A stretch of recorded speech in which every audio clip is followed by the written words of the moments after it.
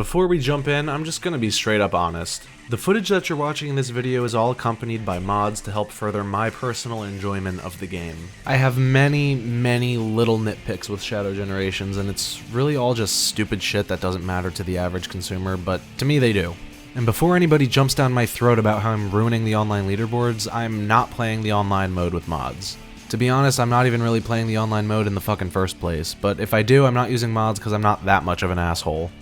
The mods that will be present in this video are better animations for Shadow because I hate the lazy, repetitive, reused animations that they slapped on Shadow, most notably that god-awful flying boost that he has. It completely contradicts Shadow's character and how he's supposed to represent the inverse of Sonic. Sonic runs, Shadow skates. I think it's pretty fucking simple, but I digress. The flying boost sucks shit, but at the end of the day, you're entitled to liking it if you want. Doesn't stop it from looking like complete ass and being a reused asset from Sonic Lost World circa 2013, but hey, you're free to do you. The other mods that I have on are a slightly faster boosting speed because in my opinion the boost feels way too fucking slow in this game to justify it even being called a boost, and slightly reworked colors to Shadow's model to kinda match how he looked in SA2. I think it also added a fang, which I'm not sure why they removed that in the first place, but it's really hard to notice except for certain moments in the game, so that doesn't really matter that much. I really just use this mod because I prefer the darker muzzle that it gives him because I think it looks nice. I also want to preface that this isn't really a review. I'm just kind of going to sit here and talk about the game and my enjoyment of it. Things I like, things I don't like, you get it. So if you're looking for a well put together, well thought out deep dive into the game and its story, topped with exquisite editing, broken up into organized chunks, this is not the video for you. This video is for the people who want to put something on while they shower, cook dinner, take a shit, fall asleep, whatever. Or maybe you're actually 100% attentive to me, but I have no way of knowing it. Crazy, isn't it? You're you, and you get a glimpse into me and my life and who I am as a person, yet I know nothing about you. No matter how many comments I read or minutes you spend watching this video, at the end of the day, you and I could pass each other on the sidewalk and not think twice. What a lonely, one-sided world we live in. Sorry, silly me. I'm getting off track thinking about existential dread again. How embarrassing. Anyway, if you're just looking for whether or not I think the game is worth buying and playing, yeah, I'd say it is. I mean, look at my recent uploading track record. Not much has really gotten me fired up enough to dedicate my time to making a video in almost 9 years. So the fact that I'm in this corner of the internet again is saying something. I'll be the first one to admit that I wasn't super excited for the game when it got revealed. I was actually kind of pissed because I've been begging and pleading for a Sonic Unleashed PC port for so long now, so when I saw that Generations was getting ported again instead, I was kind of salty about it.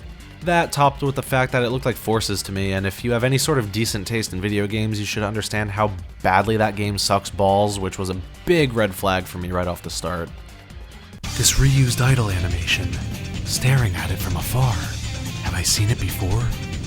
Shadow reusing Sonic's horrible idle pose from Lost World was another red flag for me too. I don't know why everybody says Forces. This idle animation began in Lost World, but nobody seems to ever either remember that or care enough about it to talk about it, and I always see this get referred to as like the Forces animation, the Forces model, the Forces idle pose. This all started with Lost World, dude, but people don't seem to talk about that. Not that it really matters at the end of the day, but it's just something interesting that I want to point out. Remember how in like Sonic Advance and Sonic Battle, every character had their own unique idle animations which showed off their personality and their character a little bit? That's such a cool little minor detail that isn't necessary but is really not that hard to include in the game, and I feel like it just makes the characters feel more real and less like mascot suit syndrome. You know what I mean? Reusing Sonic's already reused idle pose is just dumb and lazy and doesn't exactly help differentiate Sonic from Shadow, which is literally kind of the whole point to his character. Although I do need to give them some credit. There's a handful of moments in this game where Shadow flies through the air and has really cool and unique animations to go with it. It's not even like they just made one and then copy and pasted it a bunch of times. They actually animated unique movements for Shadow to do and flip around in the sky, and it looks super fucking cool. This is the type of stuff that I want to see. It stands out and leaves an impact on the player, and it makes Shadow feel like a real character that's existing in this world, not just a character model with the same reused asset again and again. That, and they all just look fucking sick. It shows off Shadow's personality so well. Falling off a fucking waterfall? Yeah, I have time to flip around and look cool before landing back on my feet. Like, are you kidding me, dude? Are you kidding me? As they continued to market the game and show more of it off, I was actually pleasantly surprised with how it looked, and even more when I actually played it.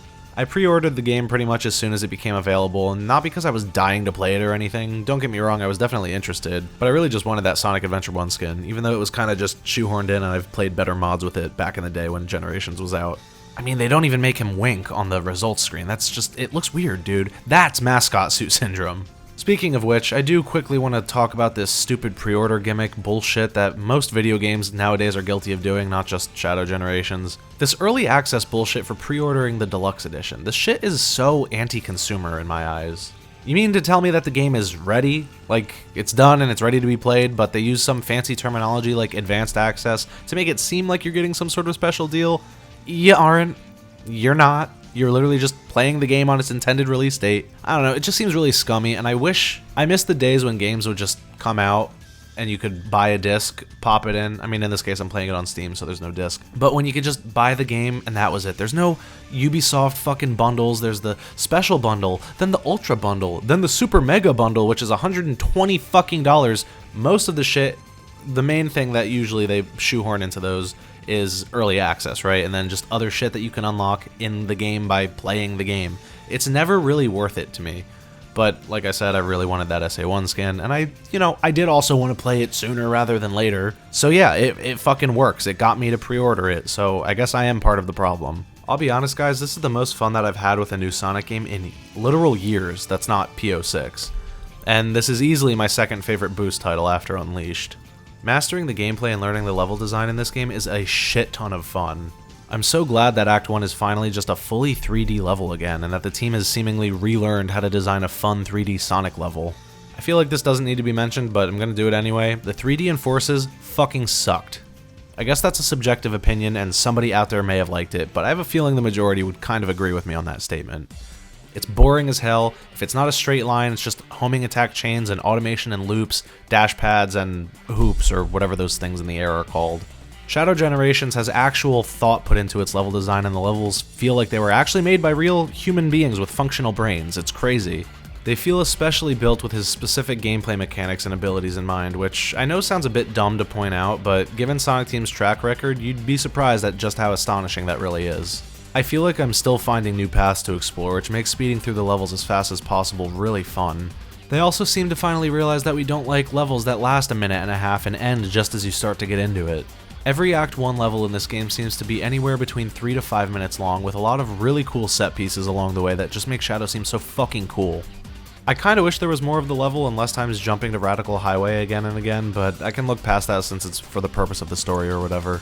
The Act 2 levels are full 2D, which I guess was to be expected in a Sonic Generations remaster, but man, I really wish we could have just gotten a proper fully 3D Sonic game again.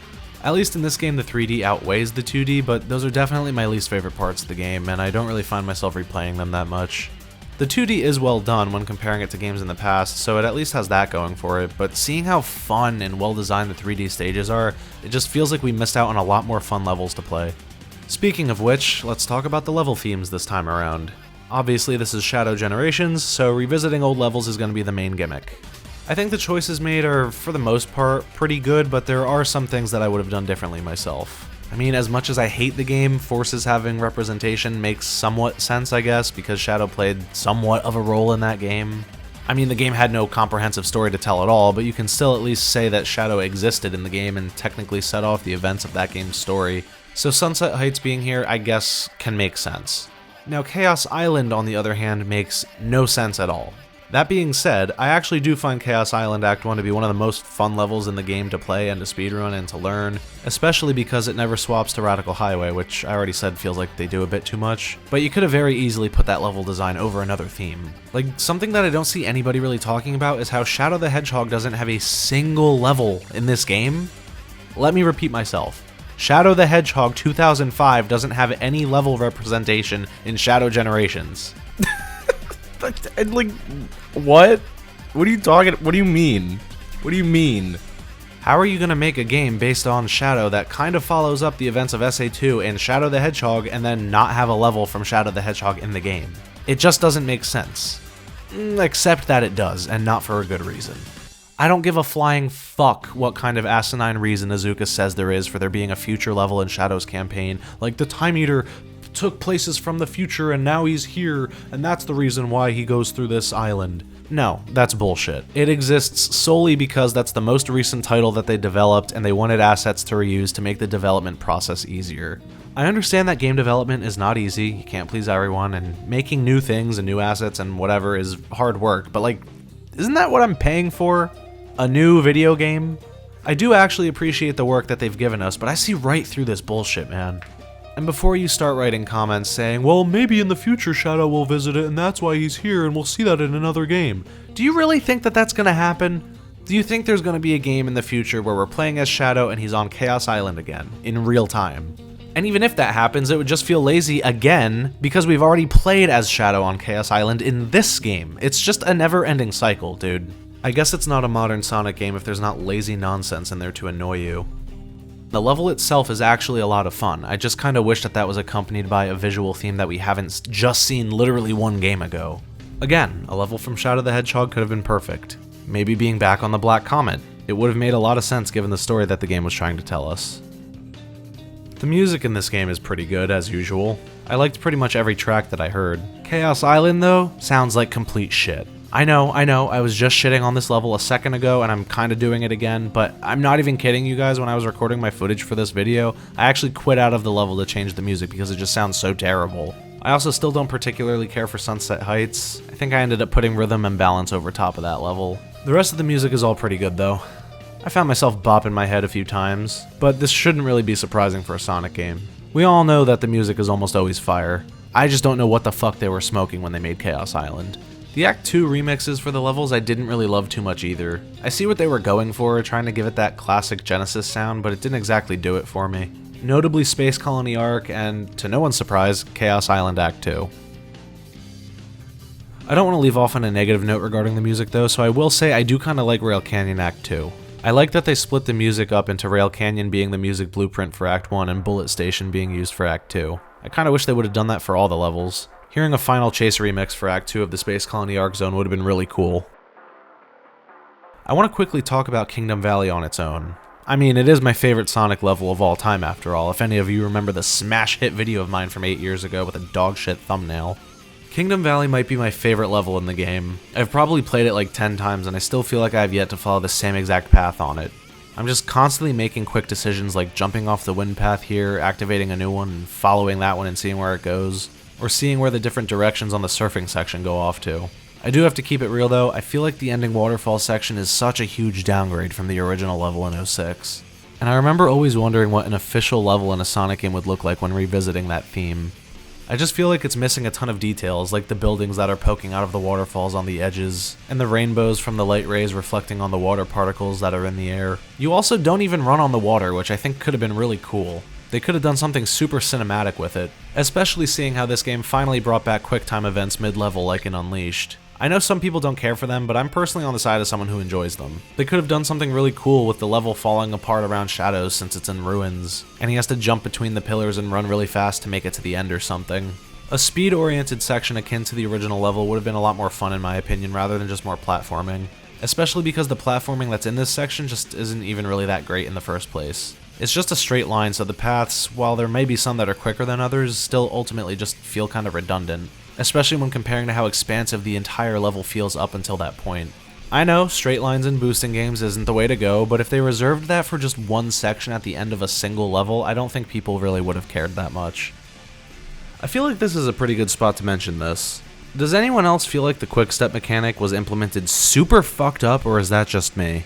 This section at the end of Kingdom Valley just reminded me that I wanted to mention that. Like, this part clearly sets you up in a lane-specific encounter for the final sprint towards the goal ring. It centers you on the platform and everything. But when I clicked the right bumper one time to Quickstep, it launched me way farther than the Trail of Rings is positioned.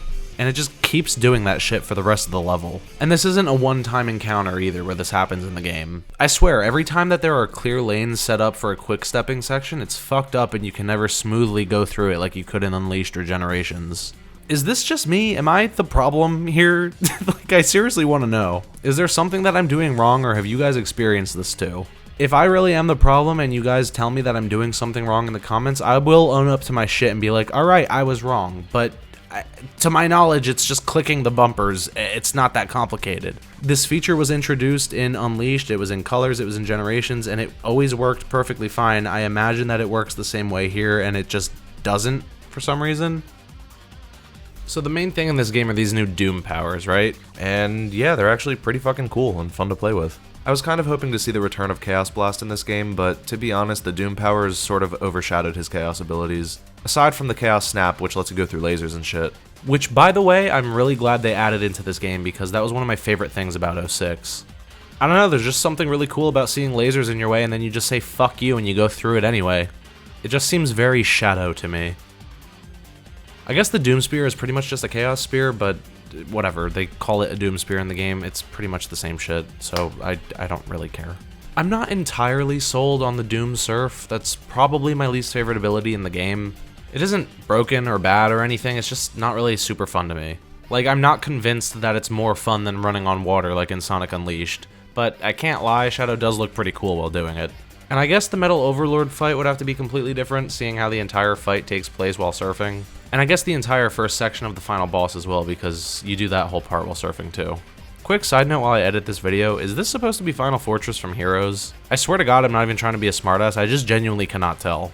Like, why is there water here, and where's all the Egg Fleet iconography? It's just something that I realized while I was editing that I didn't really think about originally, but like, where the fuck does this fight take place? I genuinely cannot tell. I think it's supposed to be Final Fortress, but like, it doesn't really look like it aside from the color palette. Anyway, the Doom Squid thing is pretty cool. I thought it sucked ass at first because I had no fucking clue how to use it, but after researching online, it seems like I wasn't the only one with that, so I think it was really just the game's fault for not really explaining how to use it correctly. After you fuck around with it for a while though and figure it out, it becomes really fun to use and utilize in the levels. Like, there was this one section in Chaos Island Act 1 where I swear, dude, I tried using the fucking Doom Wings to fly backwards and get this stupid fucking collectible here, but nothing was working. I had no idea what I was doing wrong. I was holding the A button and I was just swinging along. I had no clue. Like, clearly I was doing something wrong. The thing is directly above the little blob that you latch onto or whatever you call it. I knew there was something that I was doing wrong, and this is the part of the game where I finally learned how to play it after just fucking around with it, and I realized that you can actually just let go of the A button prematurely and it launches you in whatever direction that you're facing opposite of. Did I explain that well? I mean, if you're watching this video, you probably already know how to use it, so it's not like there's a reason for me to have to kill myself trying to explain it anyway. Oh, right, and then there's this attack thing that you can do on enemies to launch them into shit, which is honestly kind of fun to use. I don't remember exactly what it's called, and I honestly don't really care enough to figure it out, but you guys know what I'm talking about.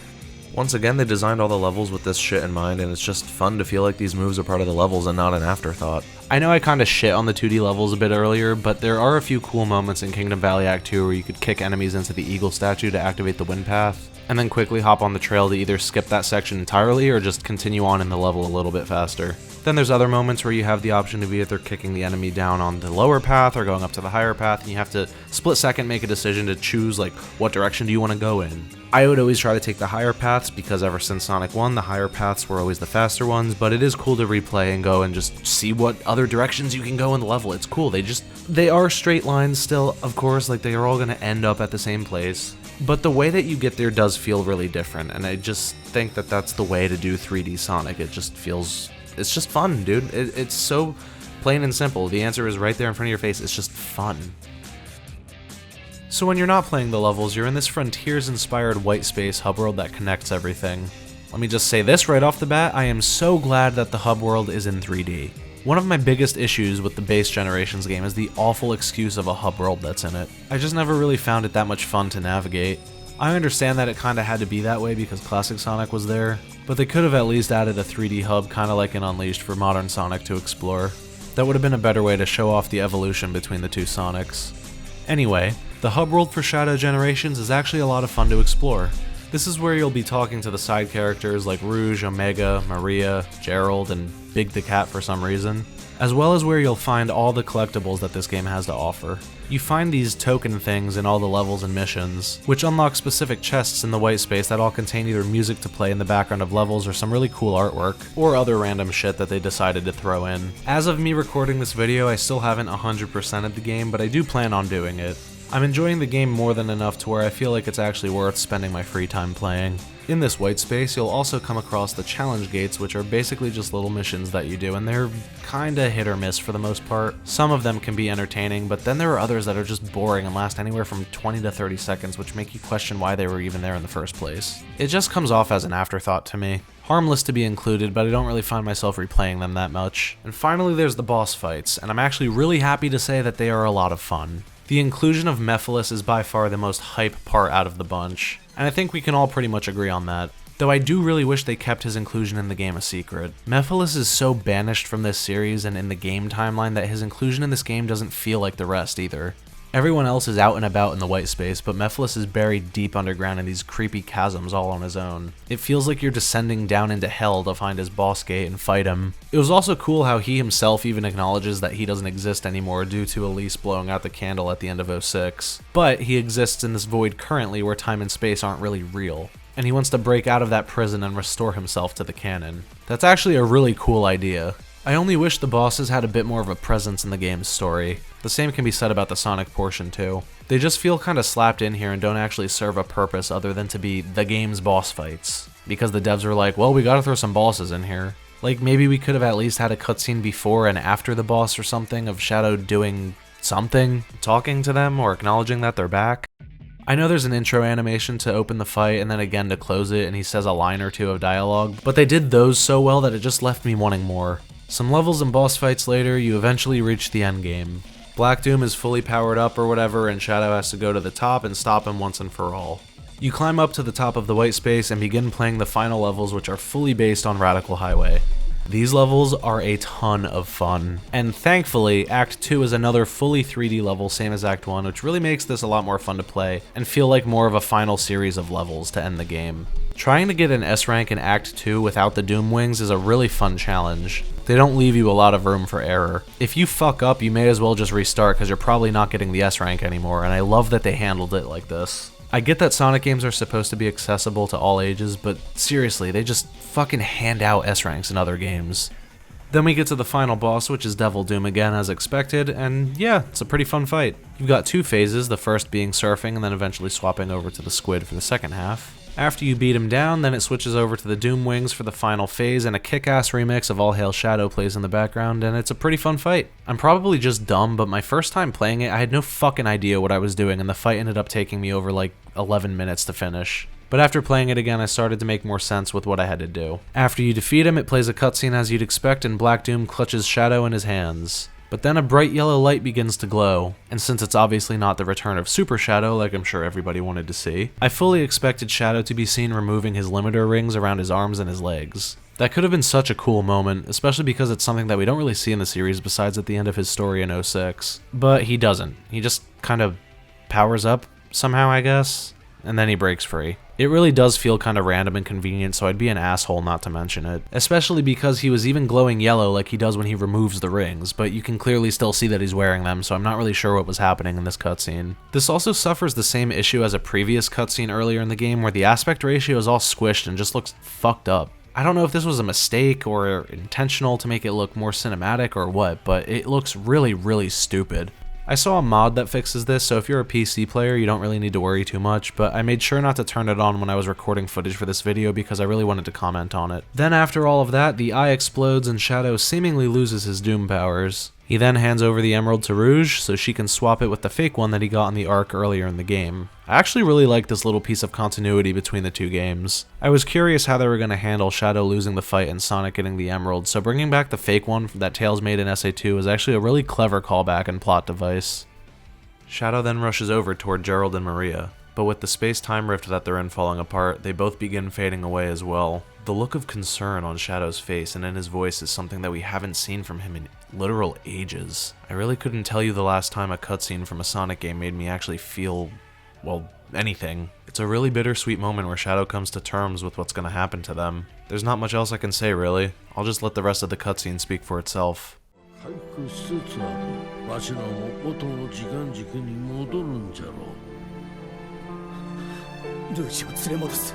カオスコントロールで時を止めて、それから。シャドウ、いいの。この時の止まった世界に囚われたくない。それよりこっちのみんなを助けてあげて。君はこれから何が起こるか知らないんだ。きっとまた会えるわ。運命が私たちを引き裂いてもいつだって心の中に。マリ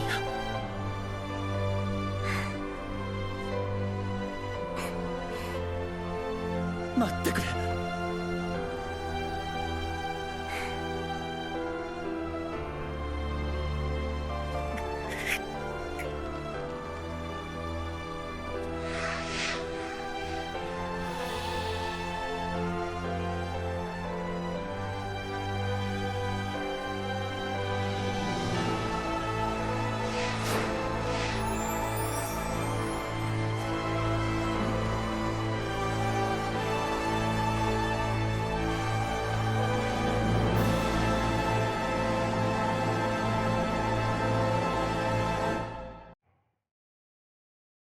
Flash forward a few weeks post-release, and this game is doing well both financially and critically. The general audience seems to enjoy it, and it's selling a lot. I mean, what can we say, really? Sonic is a series that you can do so much cool shit with, and everyone agrees that it's genuinely so nice to see them embracing that again.